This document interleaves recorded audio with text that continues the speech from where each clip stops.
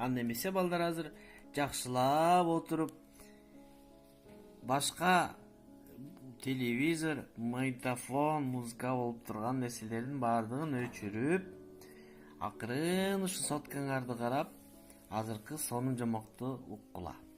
Азыркы жомоктун аты коркконго кош көрүнөт деген жомокту силерге айтып берейин. Илгери бир кемпир болгон экен. А кемпирдин небереси бар экен. Ошондой эле алардын тоогу бар экен, жана чычканы бар экен. Алар күнүгө сууга барчу экен.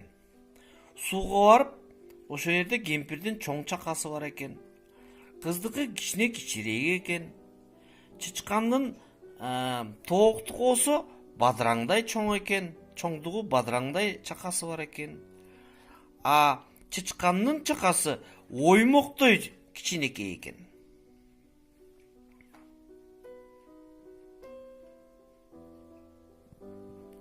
Ошентип алар бир күнү келип алып, баягы кемпир чоң кудуктан суу алат экен.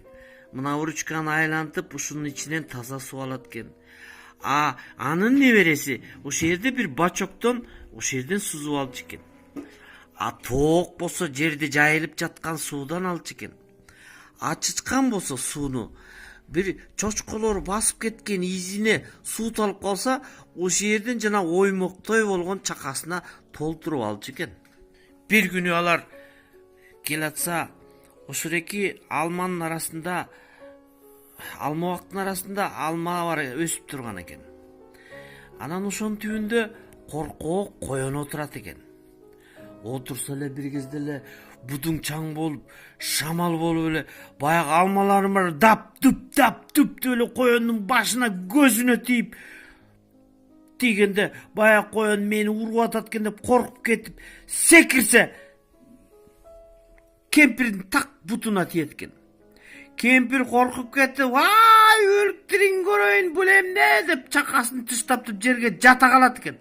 Жата калса, мама деп ар жактан внучкасы качкан бойдон барып мештин түбүнө кирет экен. Аны көргөн тоок мештин аркы түбүнө кирет экен.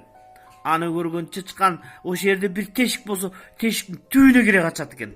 Анан коркуп баардыгы тең үйлөрүнө келип, жакшылап отуруп, анан баары тең бири-бирине айтып атат дейт. Кемпир айтат дейт: мен басып баратсам, алдыман килтейген уссурийский аюу чыгып, мени жейин дегенде, мен жерге жата калып өлүмүш болуп калсам, аюу мени жыттап алып кетип калды дейт экен. Анда внучкасы айтат дейт: мен чыга калсам, мен карышкыр мени ау деп кубалаганда, мен качкан бойдон мештин ичине кирип кетсем, жанагы карышкырдын тиштери мага жетпей калды. Мендеги меш болбосо мени тиштеп токойго алып кетмек деп баягы эме айтат да, внучкасы. Ар жактан тоок минтип айтат экен: мен мештин үстүнө чыга качпасам, мени жанагы түлкү мени канатымды бирден жулуп жеп салмак. Ошон үчүн мен түлкүдөн амалдуу болуп мештин үстүнө чыга качсам, ал түлкү секирип жетпей калды дейт. Анда баягы чычкан айтат экен: мен деген билесиңерби эмне кылдым? Мен деген тигиреки столдун жанагы чоң тешиккен, ошо тешиктин ичине кире кеттим да. Мен тешиктин ичине кирбесем, жанагы мышык мяу деп туруп колдорун сала берди. Мен дары көздөй тешип кете бердим. Алар мени мяу деп мени мыкчый берди. Тырмактары менин мурдумдун жанынан өтүп кетти. Ой, мен деген ушундай амалдуу болгон үчүн ушуреки мышык мага жетпей калды десе, ар жакта коен отурат дейт: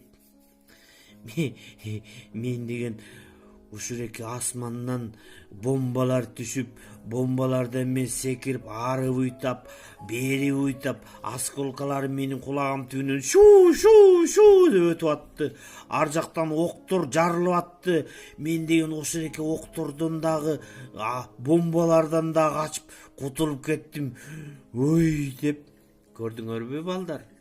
Ушундай нерселер деген коркконго кош көрүнөт деген сөз ушундан калган экен. Баягы коркуп турган адам ага коркпой турган адам болгон нерсени болгондой эле көрөт. А коркуп турган адам ага деген аябай кичинекей чымындай нерсе, кил тийген носорогдой, пилдей, киттей, акуладай көрүнүп, ушундай коркконго кош көрүнөт деп ушундан калган сөз. Кыргыздын абдан жакшы макалы бул. Ошондуктан эч нерседен коркпош керек, болгон нерсени болгондой көрүш керек. А корккон адамга көрдүңөрбү кандай фантазиялар баштарына кирип кетет. Анда эмесе балдар, ушуну менен жомогубуз аягына чыкты. Жакшы жаткыла, түнүңөр бейпил болсун.